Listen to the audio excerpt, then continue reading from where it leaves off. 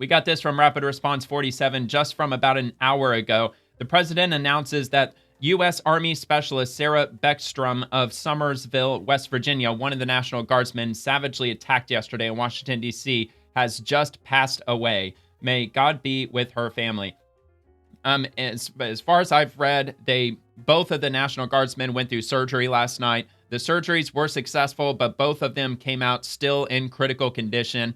I haven't seen any word on the second guardsman who is aged 24 years old. Sarah Beckstrom, she was only 20 years old, and she lost her life just today. The other guardsman, age 24, as far as I know, he's still pulling through. Still in critical condition, but I'm keeping my eye out on any updates as far as his condition.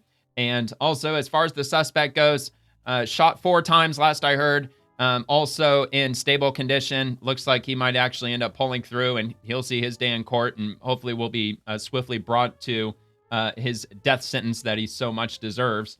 So anyway, we'll give this a play from President Trump and see what he says. I must unfortunately tell you that just seconds before I went on, right now, I heard that Sarah Beckstrom of West Virginia, one of the guardsmen that we're talking about, highly respected, young, magnificent person. Very young. Started service in June of 2023. Outstanding in every way. She's just passed away. She's no longer with us. She's looking down at us right now. Her parents are with her. This just happened. She was savagely attacked. She's dead. Horrible. She's not with us. Incredible person. Outstanding in every single way, in every department. That's horrible.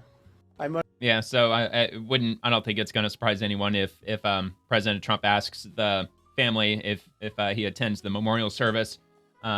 Yeah, so we'll see what comes of that. I'm sure that the media is going to be following that. If there's going to be a service, is it going to be private? Is it going to be like a full military honors? I'm assuming that it will be. So, yeah, I'll be following that in the days to come. And, of course, I will be talking about it in the following days. So this comes from FBI Director Kash Patel. Full update from this morning. This was about 5 hours ago. From this morning's press conference, the FBI is investigating yesterday's attack on our National Guards members as an act of terrorism.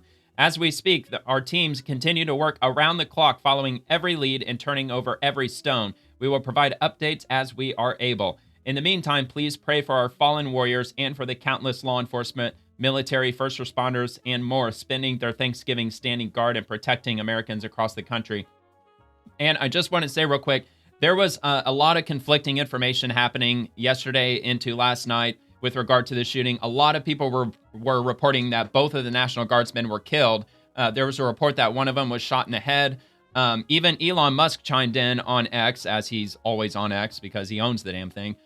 He even chimed in, giving his condolences and his thoughts and prayers, and in his words, over the killings of the 2 National Guardsmen. So even Elon Musk believed that they both had been killed on site.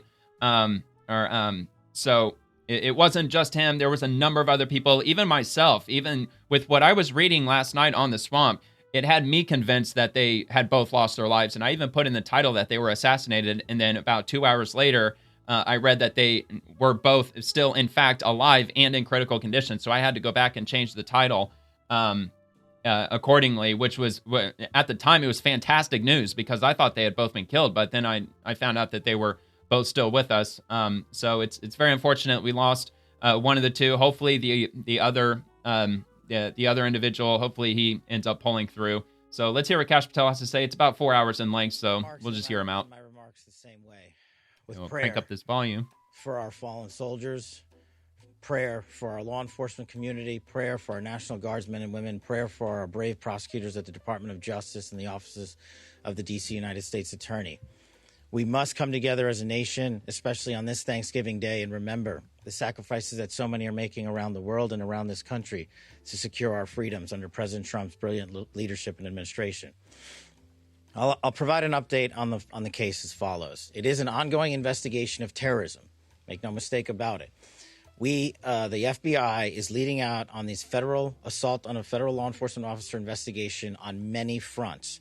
We immediately, with our law enforcement partners in the Metropolitan Police Department and the interagency, secured the scene, seized the weapon, sent in our evidence response team immediately to collect evidence, and started doing block by block canvasses. We are looking for and interviewing witnesses. The firearm and other materials have been sent to our Quantico laboratory already yesterday for immediate analysis. That work is ongoing. Partnering with the D.C. United States Attorney's Office, we have also executed multiple search warrants around the country to include the subject's last known residence, which is in the state of Washington. The search warrant was executed on that house last night or early this morning, and it is an ongoing process. All the individuals found in the house have been interviewed, and some interviews remain ongoing. We will not stop until we interview anyone and everyone associated with the subject, the house, and every piece of his life. There's also subject interviews, relations conducted in San Diego, pursuant to our ongoing investigation. San Diego? So, as the judge noted, this is a coast-to-coast investigation being led right here in Washington, D.C., and this subject definitely did pick the wrong country. And what the hell was he doing in together D.C. as a nation to show the world what we do Guess here. We'll find out. And we are thankful that we have the Attorney General's brave leadership and President Trump's brave leadership and priorities to safeguard our communities. I also spoke to Director of the CIA, John Ratcliffe, last night, and Secretary of War, Pete Hegseth. There is confirmation now that the subject had a relationship in Afghanistan with partner forces. We are fully investigating that aspect of his background as well, to include any known associates that are either overseas or here in the United States of America. That is what a broad-based international terrorism investigation looks like. We will provide continuous details to the American public while at the same time not jeopardizing the ongoing prosecution to ultimately hold this perpetrator accountable in our courts of law. We will provide as much transparency as possible, but as you can see, the breadth and scope of this investigation will continue. We will continue to hit the streets and hit every town and every house and talk to every witness. The men and women of the FBI and the Metropolitan Police Department and the interagency, to include the Department of Homeland Security, DEA, and ATF, are working tirelessly on this Thanksgiving Day. And I know just by talking to the leaders behind me that instead of going on and being with their families, everyone rogered up and showed up to work today. And none of them want to go home. That's the resolve that we have together as a team to bring to you justice for this heinous act of terrorism here in our nation's capital. And as the judge said, we will ensure that our law enforcement partners are out there in full force to make sure the world can enjoy our nation's capital. We will not let this heinous act of violence prevent people from visiting our beautiful nation's capital. And we will also continue to highlight any evidence that we can publicly. And as the judge said, this individual is in this country for one reason and one reason alone, because of the disastrous withdrawal from the Biden administration and the failure to vet anyway, in any way, shape, or form, this individual and countless others. And this administration has taken the rightful step to stop any further allowance of people with this similar background into the country. And we're thankful for that. And as I said, this investigation remains ongoing. And I think I'll turn it over to General Blanchard of the National Guard now. Thank you. Okay, that was going to be my first question, to see if he would confirm if this individual flew over here during the chaotic 2021 Afghan debacle during Biden's presidency, which he did. He confirmed that. And also another thing that I heard, which I'll get to in a minute, there's an article, it was either by Reuters or the New York Post, talking about him partnering with the U.S. military while living in Afghanistan. So Kash Patel, through the Department of War, he confirmed that too during this press conference. So we'll get to that here in a minute. But yeah, man, from Washington State to San Diego, coast to coast. So is this a network of individuals? Maybe he picked yesterday on purpose to try to hit our nation's morale. I mean, if that wasn't his intention, it certainly happened. So, all right. So this comes from the White House. Quote, "The hearts of all Americans tonight are with those two members of the West Virginia National Guard and their families." This was President Trump's remarks from last night, which I didn't catch in time because he gave these remarks after I started my show yesterday. So since I came across it today, it's Thanksgiving. So obviously on the X platform, in the realm of DC and Washington politics, everybody is talking about happy Thanksgiving this, Thanksgiving that. So so the content was pretty few and far between today. That's why I was digging into news articles unrelated to the swamp, which is how I came across the massive fire that happened in Hong Kong. So anyway, with that said, I'll go ahead and play this clip from last night. So, but first, he says, "We will make America totally safe again, and we will bring the perpetrator of this barbaric attack to swift and certain justice." My great fellow Americans, earlier today, on the eve of the Thanksgiving holiday, 2 members of the National Guard serving in Washington, D.C., were shot at point-blank range in a monstrous ambush-style attack just steps away from the White House. They'd been deputized as part of the most successful public safety. Dude, this was, sorry to stop it, but this was so close to the White House without any doubt in anyone's mind. If you think about this, that shooting was easily heard from the property at the White House. In fact, it probably sounded quite loud. I mean, that's how it was, like 3 or 4 blocks away from the White House. So yeah, so this shooting was definitely an earshot of the White House and probably even from Capitol Hill, actually. National security mission in the history of our nation's capital, the D.C. Safe and Beautiful Task Force, which has achieved an unprecedented reduction in violent crime and crimes of all type. This heinous assault was an act of evil, an act of hatred, and an act of terror. It was a crime against our entire nation. It was a crime against humanity. Yeah, the left is going to blame PTSD, the hearts of all Americans probably. Tonight are with those 2 members of the West Virginia National Guard and their families. The love of our entire country is pouring out for them, and we are lifting them up in our prayers. As we are filled with anguish and grief for those who were shot, we're also filled with righteous anger and ferocious resolve. As President of the United States, I am determined to ensure that the animal who perpetrated this atrocity pays the steepest possible price. I can report tonight that based on the best available information, the Department of Homeland Security is confident that the suspect in custody is a foreigner who entered our country from Afghanistan, a hellhole on earth. He was flown in by the Biden administration in September 2021. There you have it. Infamous flights Confirmed by the that president. everybody was talking about. Nobody knew who was coming in. Nobody knew anything about it. His status was extended under legislation signed. No, and by the way, I'm going to get to this also in a minute. I actually kind of wish I ordered this post next, but I've got a post from Libs of TikTok from Jen Psaki back in 2021 where she guaranteed that not only the mainstream media, but she guaranteed the American people that every single Afghani that was withdrawn from Afghanistan in 2021 was carefully and systematically vetted. And I've got the footage of her standing at the podium at the White House, because she was Biden's press secretary, explaining that in detail. So we're going to get to that in a minute. By President Biden, a disastrous president, the worst in the history of our country.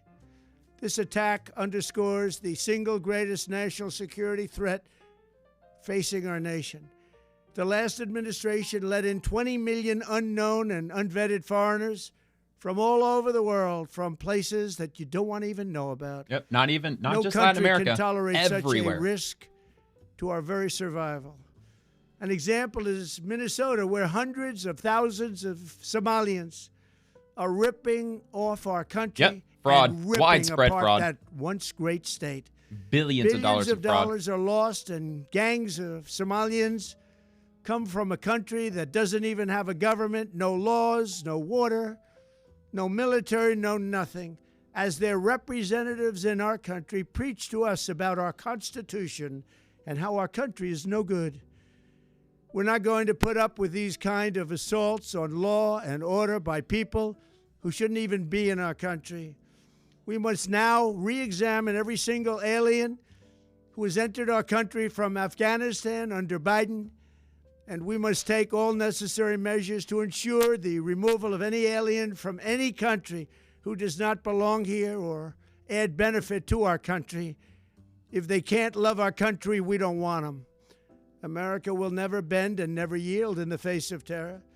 And at the same time, we will not be deterred from the mission these service members were so nobly fulfilling. That is why tonight I can announce that I have directed the Department of War to mobilize an additional 500 troops to help protect our capital city. we will make America totally safe again. Some Democrats are already pushing back on that, we will bring the perpetrator of this barbaric saying it's attack unneeded to swift and certain justice if the bullets going in the opposite direction haven't already done that. During this time of the year, when we gather at home with loved ones, these two patriots were wearing the uniform of our country, patrolling the streets of our capital. They had taken a selfless oath to defend our nation against all enemies, foreign and domestic. And that is exactly what they were doing when they were gunned down in a savage attack. I want to express my extraordinary gratitude to every member of the United States military who is deployed tonight at home and abroad. I also want to thank the Secret Service and the D.C. Metropolitan Police Department for their work today. This Thanksgiving, I ask every family to say a prayer for the two great heroes who were so horribly shot, and for their loved ones. Please say a prayer. May God bless them and comfort them, and may God bless and protect the United States of America. Thank you.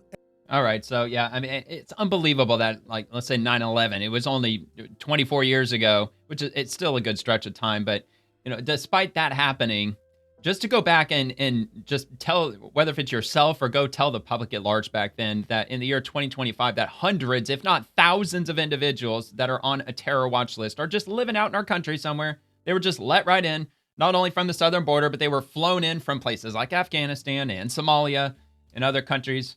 It's just unbelievable. And then you've got an entire political party that is, not by population, it's I think it's still pretty close to 50-50. I know there's a large independent population out there who don't really vote either way.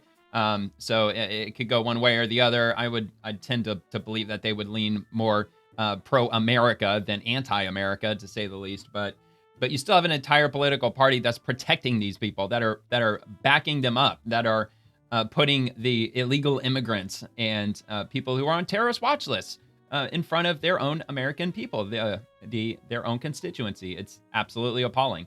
So this is from One American News. The two National Guardsmen shot in Washington, D.C. have been identified as Sarah Beckstrom and Andrew Wolf. So yeah, Andrew Wolf, he's the 24-year-old, I believe also from West Virginia. U.S. Attorney Janine Pirro says it is too soon to identify the suspect's motive. And you can watch the OAN live here. So this is just a 2-minute clip from that live U.S. segment. Attorney for D.C. Janine Pirro shares the identities of the National Guardsmen shot in D.C. At a press conference this morning, Pirro said the two guardsmen are 20-year-old Sarah Beckstrom and 24-year-old Andrew Wolf. She says both are believed to have been sworn in less than 24 hours before they were shot on the street. Pirro said the shooter drove his vehicle across the country with a plan to conduct his attack in D.C. The suspect reportedly lived in Washington state with his wife and 5 children. FBI Director Kash Patel explains the investigation is not contained to the nation's capital. We were able to hit the house in Washington state. During that process, we seized numerous electronic devices to include cell phones, laptops, iPads, and other material. So it's a whole network of people analyzed as we speak. Almost certainly. Pursuant to that investigation and any known associates of the subject and of that house is how we ended up in San Diego, where interviews were conducted and are going to continue to be conducted. And we will go anywhere in the country or the world where the evidence leads us. The suspect was being charged with 3 counts of assault with intent to kill while armed, as well as possession of a firearm during a crime of violence. Now he's being charged with murder. If the guardsmen die, he will face first-degree murder charges. And we continue to learn more about the man suspected of shooting the two National Guardsmen point blank in Washington, D.C. Probably capital murder. The 29-year-old is an Afghan national who overstayed his visa in 2021. He was brought to the U.S. under Operation Allies Welcome. He's being described as a lone gunman and is being investigated for an act of terrorism. CIA. So if you watched my episode from last night, I said that I actually support people from other countries like in Iraq and Afghanistan who help out the U.S. military conduct their operations, because the military, they benefit greatly from people who are from the area because they intimately know the area, they know the people, they've been growing up around the whole situation their entire lives. They could act as translators, or they could lead the military to like caches of weapons or safe houses, or just things like that. So I understand how they would send or why they would send some Afghani or Iraqi or just name your country that we've been involved with over to the U.S. as whether it's a green card holder or asylum or I don't know, like whatever the buzzword is, that they bring them over. They're allowed to live over here because they helped out the U.S. military. And it sounds like that he was one of those individuals. So even that's not even a sure thing anymore. So I don't even, like, given this situation happening, I'm not even sure, like, where my opinion's going to lie at this point. Director John Ratcliffe says he had a prior relationship with various entities in the U.S. government, including the CIA, due to his work as a member of a partner There you go. force He worked for the fucking in CIA. Kandahar. Because of this information, President Trump is calling on the government to re-examine all Afghan immigrants who came to the U.S. when Biden was president.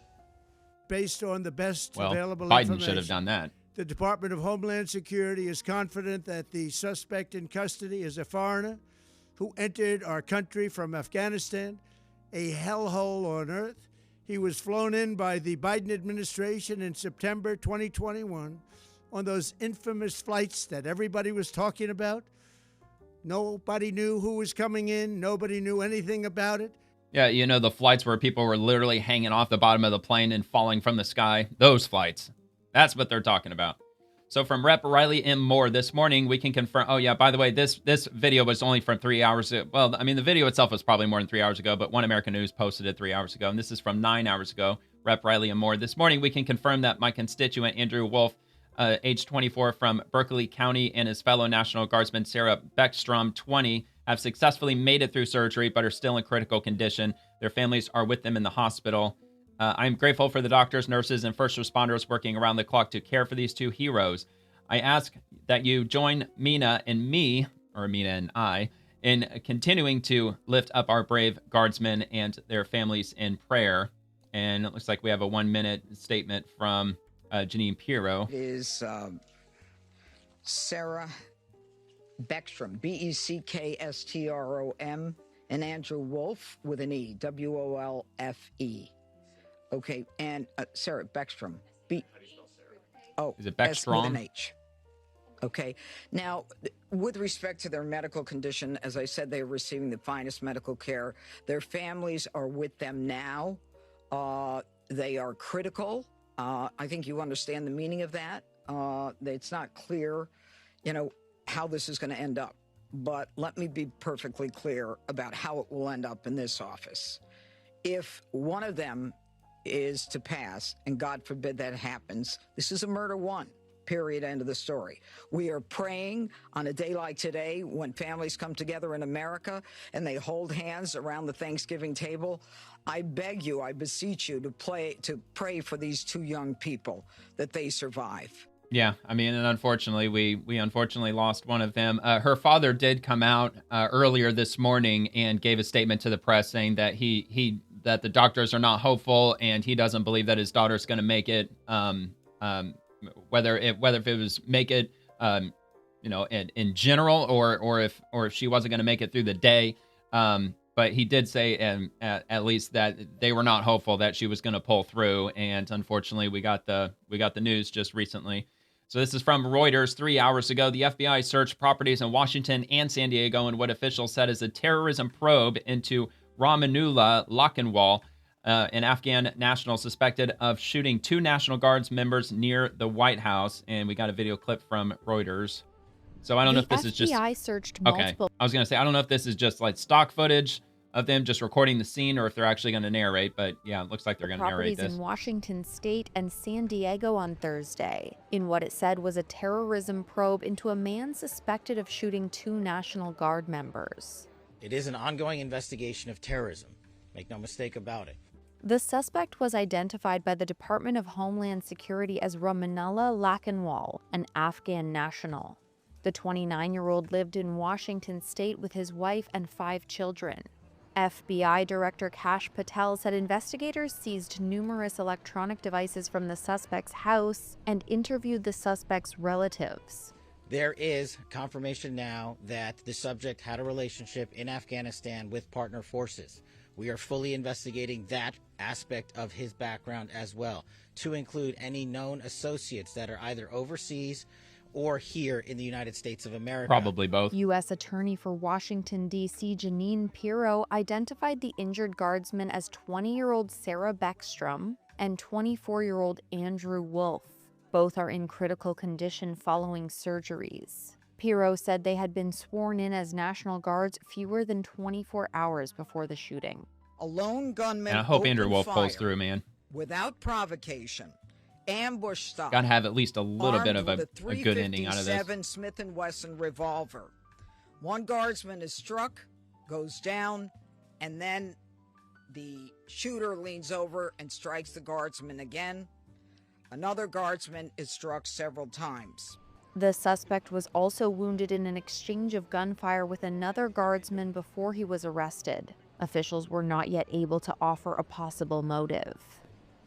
Yeah, and they also haven't, as far as I've seen, they haven't offered any state on his condition, whether if he's expected to make it through. I haven't heard anything from anybody saying that they don't expect him to pull through, so I'm just going to lean toward he might end up surviving his wounds, and then he'll face the swift arm of justice. So from Newsmax, the father of West Virginia National Guard soldier Sarah Beckstrom, one of the troops ambushed in Washington, D.C. on Wednesday, said his daughter was unlikely to recover. So I'll just put that in the description if you want to check out that article. And from the New York Post, inside American dream life of alleged D.C. National Guard terrorist as neighbors reveal dramatic FBI raid. And we'll take a look at this. And the reason I'm skipping past the other one is because, unfortunately, she didn't pull through. So the main point of that article was them or him speaking with the news media and given the state of her condition at the time that he spoke with them. So this is from Bellingham, Washington. The Afghan terrorist accused of shooting 2 National Guard troops have been living a seemingly quiet family life in a $2,000 a month apartment in this idyllic Washington state town where neighbors said the FBI busted into his home during a Wednesday raid. Ramanola Lockenwall, 29, was often seen playing Call of Duty and FIFA inside the bare apartment. The bare apartment. So what, no furnishings? Which he shared with his hijab-wearing wife and his 5 kids. Stunned neighbors in Bellingham told the Post on Thursday. Neighbors said the refugees who arrived in 2021 after the chaotic U.S. pullout from Afghanistan had no beds, and there were only some couch cushions they would sleep on inside the sparse apartment. I mean, dude, that's got to be a red flag in and of itself. They, quote, never made a peep, end quote, one neighbor said, adding that Lockenwall didn't speak much English and his oldest child is 14. Bellingham is very liberal, the neighbor said, noting the area, which housed Afghan evacuees following the botched withdrawal, was very welcoming, very diverse, and very open. Lockenwall, who fought in Afghanistan and came into the U.S. under the Biden-era Operation Allies Welcome program, allegedly opened fire and struck 2 National Guard troops just blocks away from the White House at 2:15 p.m. on Wednesday. Assuming the battering ram, they busted his door open. National Guard members Sarah Beckstrom, 20, and Andrew Wolf, 24, who had been patrolling at the time, were critically wounded in the attack. A third guardsman rushed to the scene and took Lockenwall down. Lockenwall was also left with gunshot wounds in the melee. Beckstrom's father told the New York Times she has a mortal wound after being shot in the head and chest with the .357 Magnum caliber Smith & Wesson revolver. Following the ambush-style attack, Lockenwall's neighbor said federal agents kicked down the accused gunman's mustard-colored front door about 16 hours later. I heard a loud banging on the door and guys yelling FBI, the local recalled. They took everybody out of the apartment, but I don't think the kids were there. It's pretty shocking. Every sign in the world is pointing to Lockenwall being the shooter, but there are some things that just aren't adding up, the neighbor added. One thing that stuck out to us was that law enforcement didn't show up until 16, 17 hours after it happened. It's hard to know why he did it because you don't know his mindset. You know if he just snapped. All right. A motive for the shooting is still unclear. Is that all we got from this one? Oh, no, not yet. So officials have described it as a targeted attack and claimed that Lockenwall drove cross-country from Washington state to carry out the shooting rampage. Lockenwall, whom the CIA confirmed worked with one of its elite counterterrorism, Unit 0 in Afghanistan, is facing at least 3 counts of assault with intent to kill and criminal possession of a weapon. He faces up to 15 years behind bars, but federal prosecutors said Thursday they will pursue the death penalty if either of his victims die. So there you have it. He's going to be facing the death penalty. I will tell you early, we will do everything in our power to seek the death penalty against that monster who should not have been in our country, Homeland Security Secretary Pam Bondi told Fox News, Fox and Friends. So, not supposed, or should not have been in our country. Yeah, most likely. I think if he was carefully vetted, that they probably would have come to that conclusion. But I mean, only based on the very limited information that we have, that he worked with the U.S. military and or the CIA, with our involvement in Afghanistan, would probably, give him the credibility at least to be considered for entry into the United States. And I don't know, man. Looks like got to start second guessing that now. So the New York Post, D.C. National Guard terror suspects suffer mental problems from fighting for CIA-backed Zero Unit. So I suspect that Democrats are going to be talking about that quite a lot if that ends up running more in the mainstream news, which I'm sure it will. Oh, he was just suffering PTSD. He just had mental issues. The CIA just put him through just the most unimaginable horrors you can imagine. So he was just lashing out. So he's basically the victim. Anyway, the suspected Afghan terrorist accused of gunning down National Guard troops just blocks from the White House struggled for years with the violence he saw as part of a notorious CIA-backed paramilitary group in his home country, according to a longtime friend. Well, if that's the case, then we shouldn't be letting any Afghanis into the country at all. And the ones who are here, we should be deporting back to Afghanistan because, according to this statement, they're all unhinged after watching all this violence happening in their country for years on end.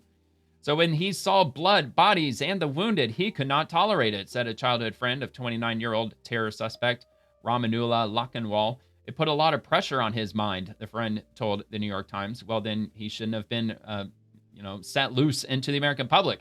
Lakhanwal was a part of an elite group of Afghan fighters known as Zero Units, or alternatively Death Squads, which battled the Taliban alongside U.S. forces for over a decade. The father of 5 settled in Bellingham, Washington, after he fled the Afghanistan following the Biden administration's disastrous 2021 pullout. Lakhanwal's role with the Zero Units remains unclear, but he reportedly joined as a security guard in 2012 when he would have been about 16 years old, one of his cousins told the AP. He remained in the group for nearly 10 years and was reportedly promoted to a team leader and a GPS specialist along the way, and only left the group in 2021 as U.S. forces haphazardly pulled out of the country. But whatever he did in that time reportedly exacted a heavy toll. Quote, he would tell me and our friends that their military operations were very tough. Their job was very difficult, and they were under a lot of pressure, Lakhanwal's childhood friend told The Times. So where's his childhood friend? Did he live with them? Did he live in the apartment complex? Was he the dude in San Diego? Moving on, those pressures led to spiraling mental health, the friend said, with Lakhanwal apparently trying to cope by abusing substances like marijuana. Lakhanwal was in such a state toward the end of his time with his Zero Unit in 2021 that he got married to his second wife and divorced her within days. Yeah, because people who have PTSD, they just, they so violently marry and divorce at such a rapid rate. The thru Zero Units were part of the Afghan government's intelligence agency. They were trained, recruited, equipped, and even paid by the CIA and U.S. Special Operations Forces. Rolling Stone magazine reported. That meant they were fighting among the best of the best and were trained to be deadly effective in covert operations and high-stakes nighttime raids across Afghanistan's remote countryside. But the group also gained a reputation for extreme violence, with stories of family executions, torture, and indiscriminate civilian killings following in their wake. Quote, they are illustrative of a larger pattern of serious laws of war violations, some amounting to war crimes, that extends to all provinces in Afghanistan where these paramilitary forces operate with impunity, end quote. Human Rights Watch wrote in a 2019 report. So, it sounds like dude should have probably been sentenced to prison, if anything, rather than just being set loose in our country. In one alleged incident, 5 members of a single family were executed at once. In another, one Zero Unit was accused of killing over 50 civilians across a series of raids, according to The Intercept. Such stories earned the Zero Units a nickname, Death Squads, from Human Rights Watch, alleging they were behind numerous extrajudicial executions and enforced disappearances. Despite Lakhanwal's reported breakdown, he relocated to the U.S. under former President Joe Biden's Operation Allies Welcome, which relocated nearly 80,000 Afghans to the U.S. About 10,000 of them had been members of the Zero Units. Dude, there's 10,000 of these people out there right now. mostly settled in the Seattle area. Okay, well, note to self, don't go to Washington, just as Lockenwall did. And this is the other soldier, Wolf. Yeah, Wolf.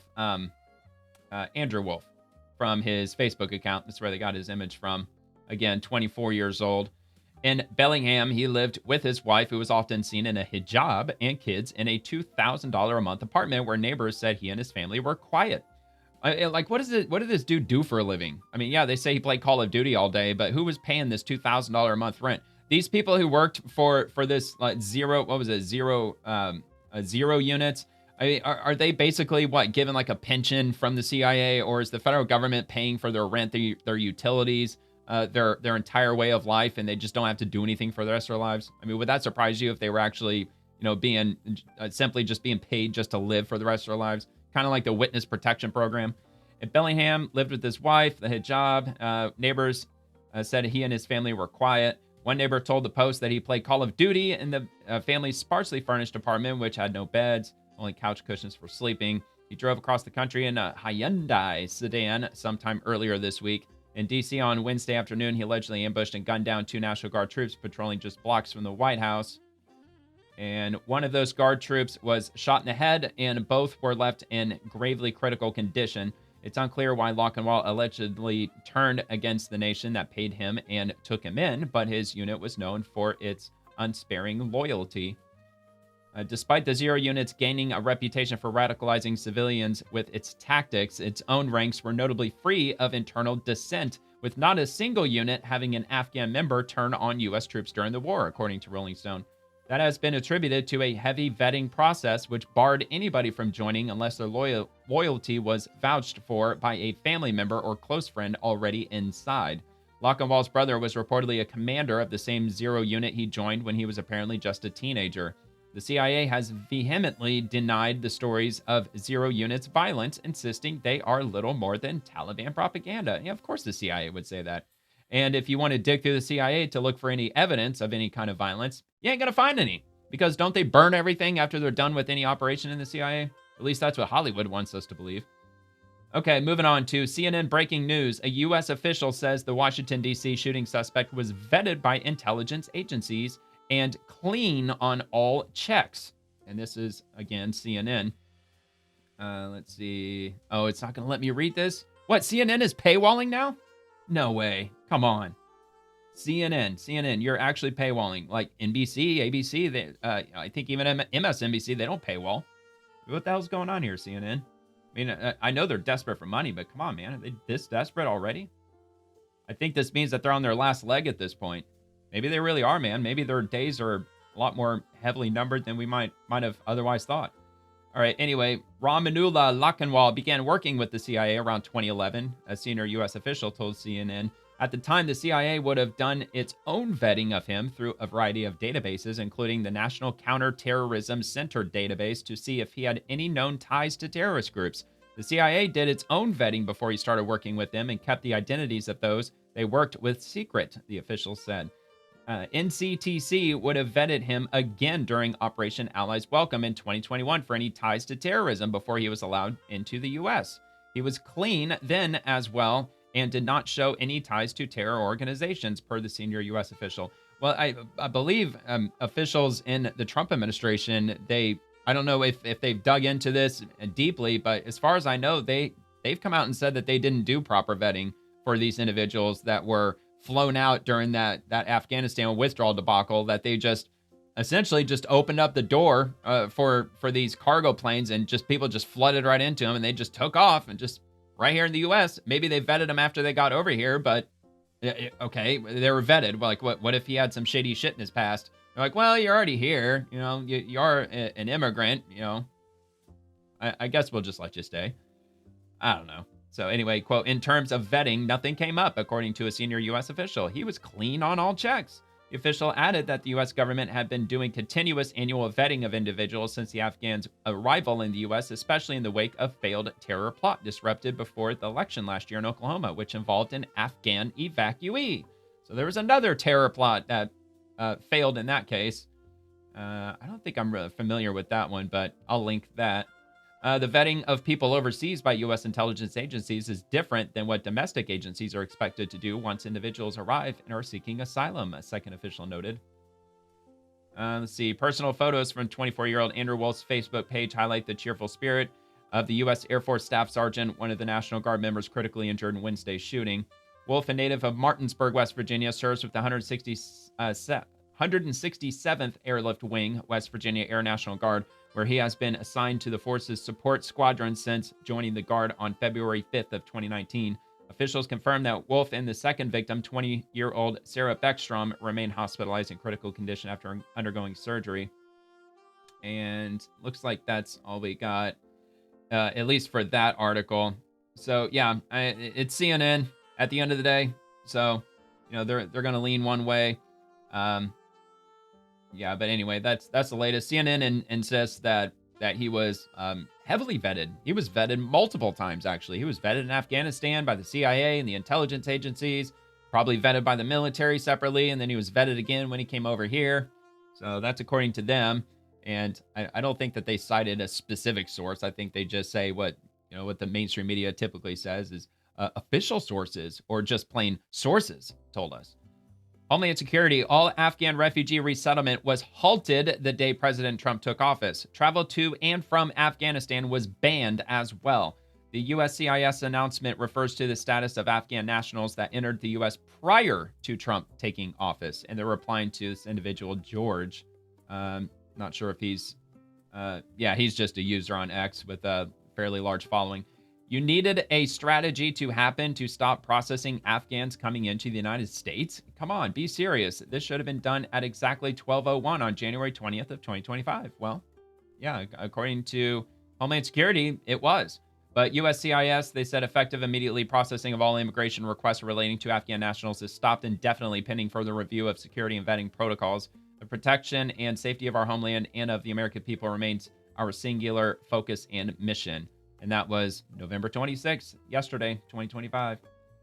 So, yeah, USCIS, they're saying that, as of now, we're going to stop, processing immigration requests.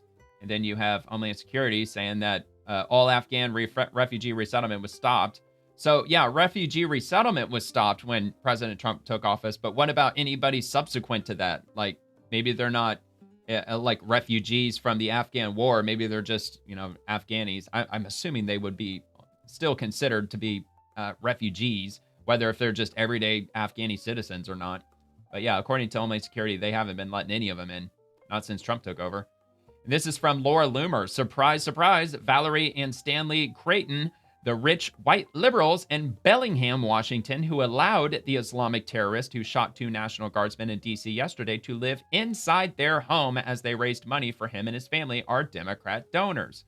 Now, I don't know if this is actually true, Laura Loomer. I don't know. I'm going to take this with a grain of salt because according to the officials, he was living in, at least they steered me into believing that he was living on his own in a $2,000 apartment. So I'm assuming just the way they framed that he wasn't living with rich white liberals. Sounds like he was living in his own apartment. Now, whether if they were paying for his apartment, that's a whole nother matter. Maybe that's the argument Laura Loomer's making. But she goes on to say they have since deleted the GoFundMe page they created for their jihadist guest. FEC records reveal Valerie has donated to Act Blue. She supported Kamala Harris, Hillary Clinton, and Ossoff. That would be John Ossoff. Her husband, Stanley, is the founder of National Veterinary Associates. I'm told by someone who knows him that he and his wife are extremely wealthy, yet they decided to virtue signal to the community by raising money for a jihadist and his family, even though they are rich enough to have a mansion and a yacht. Rich white liberals strike again. And these are campaign donations that Valerie Creighton has made to Act Blue. A lot for Harris for president, Harris Victory Fund, a lot of Act Blue. $100 here, $47 there. I don't know if that was like the maximum that they can make in any given time. But I mean, like July 22nd, a whole bunch of them were made in one day to Act Blue. And looks like all 4 of these images are just the same. Oh, no. So this one is Stan Creighton, DVM, founder emeritus, National Veterinary Associates. So, yeah, anyway, that's his bio. So, yeah, I mean, Laura Loomer, she's accusing this rich white liberal family in Bellingham, Washington, of housing this Afghan family. But I haven't seen anybody else other than Laura Loomer state that. So, take it for what it is. And she also posted 10 hours ago, before committing Islamic Jihad in our nation's capital yesterday, shooting 2 National Guardsmen, Ramanullah Lakhanwal, the Afghan Islamic terrorist who committed this act of Islamic terror, was staying at the home of a man named Stanley Creighton in Bellingham, Washington. The terrorist was staying there with his wife and 5 sons. My screen recorded this GoFundMe, which has now been deleted. The GoFundMe was last updated January 30th of 2023. The description for the GoFundMe says, "This is Stan and Val, and we are fundraising for an Afghan refugee family who stayed at our home for 2 months before finding permanent rental housing at Bellingham." Okay, so they weren't currently living with them, but when they first moved here, or perhaps when they first moved here in 2021, they were shacking up with this rich liberal family, it sounds like. Ramanullah and Kamila have 5 wonderful boys aged 11 to 2. Before being evacuated to the U.S. in September of 21, Ramanullah served for 11 years as a member of the Afghan Special Forces alongside U.S. service members fighting the Taliban. Well, it sounds like there's no question that this is the individual that they were housing. This is an opportunity for you to help a truly wonderful family. They left Afghanistan with nothing, and they need household and kitchen items of all kinds. Please give whatever you can to help them start a new life in the U.S. They are truly genuine, kind people. Looks like the authorities need to go pay Stan and Val a visit to find out what they provided this jihadi and his family, aid and comfort. There should be consequences for people in our country who provide safe haven to Islamic jihadists under suicidal empathy. The public should know who these people are. I looked up Stan and Val's house, and it's a $2.6 million home in Bellingham, Washington. Stan and Val said the terrorist and his family are truly genuine, kind people. Is that what you call Islamic terrorists who shoot National Guardsmen? I mean, look, dude, to be fair, they took him in like 3 years ago. I mean, the guy may have had some psychotic break at some point. I mean, not that I'm like completely, providing cover for rich white liberals, but I mean, this family that took them in may have probably had good intentions. And if they knew what they know now, maybe they would have had a different tune, or maybe not. What do I know? So also, where is Ramanullah Lakhanwal's wife and his 5 kids? That's a fair question. Where are they? They need to be detained immediately before they become jihadists like their dad. Send the wife and kids back to Afghanistan. They are a national security threat. Look, man, everybody's entitled to their own opinion. Not really sure if I'm, well-versed enough or knowledgeable enough to comment on that exactly. But yeah, they should definitely be looked under a microscope, that's for sure. So it looks like this is that GoFundMe that she was talking about. And how much was that initially? What was it? 10,000? 15,000. That's what they wanted. 10,000 raised to 15K. And yeah, just some of the donations that were made. Looks like mainly in 2023, even though it was still open. I mean, if there's such a rich family, why not just make up the other 5,000 and just close out the GoFundMe? I don't know. Okay, so moving to, look at this. Alex Soros. Is he the son or is he the grandson? I think he might be like the grandson of George Soros. So he's running the whole Soros, empire or whatever the hell you want to call it.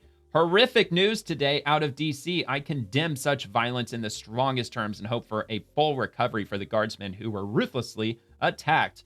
He got about 500 likes, almost 5,000 comments. So he was brutally ratioed, about 10 to 1. So you can only imagine what people are saying in the comments to Alex Soros. So you fuckers told the world that either military disobeys Trump or they are following illegal orders. Your NGO put a target on their backs. Their blood is on your hands. So that's the first comment. This is all because of Democrats and Joe Biden. Matter of fact, you could be implicated as well since you're the largest donor to the Democrat Party and you single-handedly control them. GFY. November 26th, shooting of 2 National Guards members near the White House is an Afghan national who entered the U.S. on September 8th of 21 during the Biden administration's post-withdrawal evacuation efforts. As if Obama and Biden commenting wasn't insulting enough, talk about narcissism. So, yeah, GFY, go after yourself, I'm assuming. And, yeah, he's correct. I already saw the Barack Obama response. Pretty generic. Just like the Nancy Pelosi one that I showed yesterday, just saying like our thoughts and prayers, our families praying for him, yada yada. And they said something like this is a terrible attack. Anyway, so Jim Ferguson, George Soros, the globalist tyrant fueling chaos and destabilizing the free world, George Soros, the billionaire puppet master of the far left, is once again using his vast wealth to attack national sovereignty, democracy, and free speech. His latest remarks at the World Economic Forum show just how desperate and enraged he is over the global resistance to his radical agenda. Yeah, it's off subject. Should I give it a play? It's only 30 seconds. Yeah, why not? President Trump is a con man and the ultimate narcissist who wants the world to revolve around him. When his fantasy of becoming president came true, his narcissism developed not a fantasy, dude. It a happened. pathological dimension. Yeah, so there you go. Didn't he used to be a Nazi? I mean, look, I'm pretty sure I read that somewhere.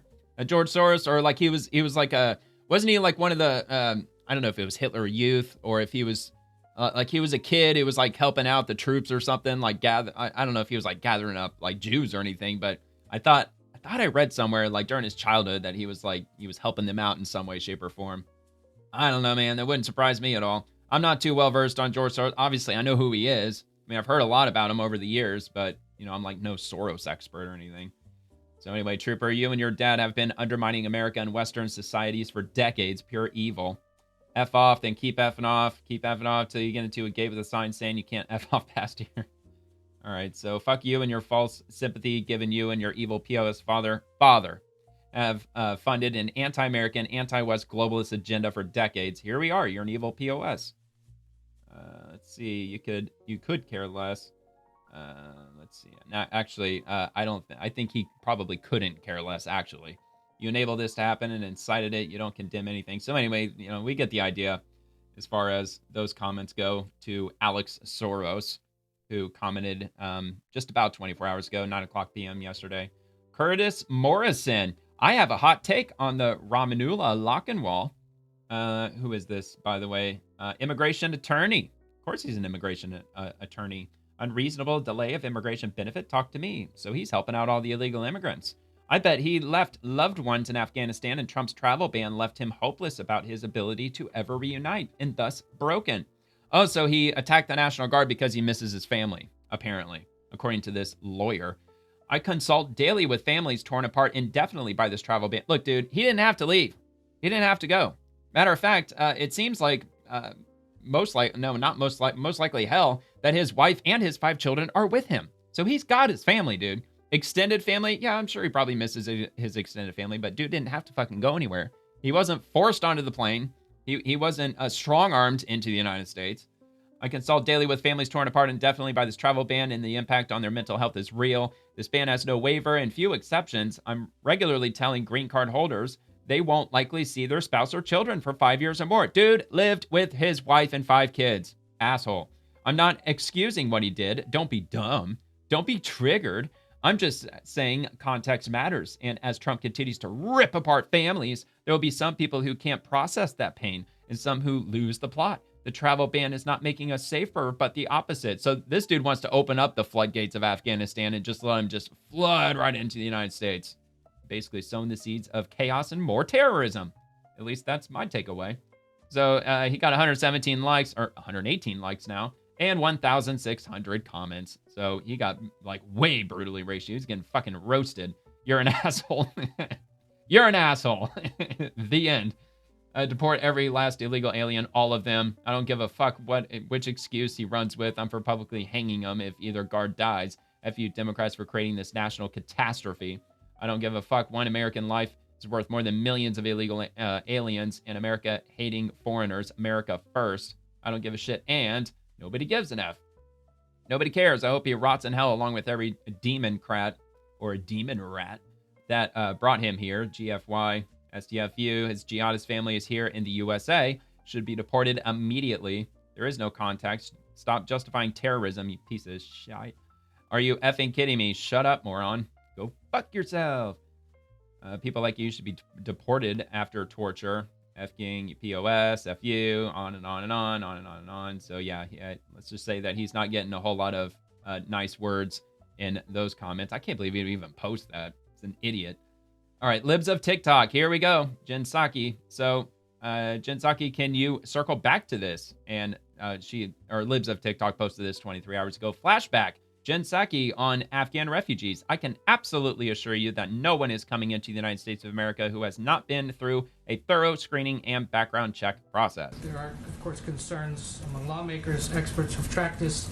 They're saying previous arrivals of large numbers of refugees from different parts of the world, inevitably there may be a small handful who are eventually deemed a security risk of some kind. What reassurance? Listen to that. Large amounts of refugees that have been flown from around the world. So this isn't just Afghanistan, probably not just from Iraq. It's probably from all over the world. All of those flights under the cover of darkness that the Biden administration was flying into. And I just read that report that dropped a few days ago that confirmed, the U.S. government confirmed that the Biden administration was using airport terminals and international airports around the country. And they walled off portions of terminals that housed illegal immigrants inside the airport because they were being flown into in the middle of the night. And that's probably where all these flights were coming from places like Afghanistan and other parts from around the world, not just Latin America. No, they were flying them in from everywhere. Make about the screening process and the attempts to make sure that somebody like that doesn't make his or her way here. I can absolutely assure you that no one is coming into the United States of America who has not been through a thorough screening and background check process. All right, well, that's what she said. That's what she said. Okay, so is that all I got for this one? Yeah, so that's it as far as the National Guard shooting and the ongoing reporting of that. If you enjoyed the video, please like and subscribe to the channel. Check out The Swamp, Monday through Friday at 11 p.m. Eastern, with segments dropping on the daily. Thank you for watching, and have a nice day.